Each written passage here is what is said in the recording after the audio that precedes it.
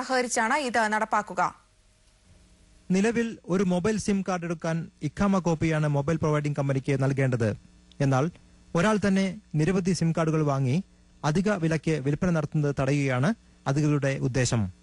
മാത്രമല്ല, ഉടമസ്ഥനറിയാതെ അയാളുടെ പേരിൽ അനധികൃതമായി സിം കാർഡുകൾ എടുത്ത് വിൽപ്പന നടത്തുകയും അവ ദുരുപയോഗം ചെയ്യുന്നതും ശ്രദ്ധയിൽപ്പെട്ടതിനെ തുടർന്നാണ് പുതിയ മാർഗത്തെക്കുറിച്ച് ആലോചിക്കാൻ അധികൃതരെ പ്രേരിപ്പിച്ചത്.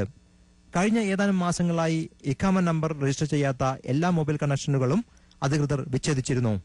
മാത്രമല്ല, മൊബൈൽ റീചാർജ് ചെയ്യുന്നതിനും ഇഖാമ നമ്പർ നിർബന്ധമാക്കിയിരുന്നു. രാജ്യം വിട്ട വിദേശിയുടെ സിം കാർഡ് മറ്റൊരാൾക്ക് കൈമാറുന്നതും പതിവായിരുന്നു. ഇതാണ് ഇനി മുതൽ തടയപ്പെടുക.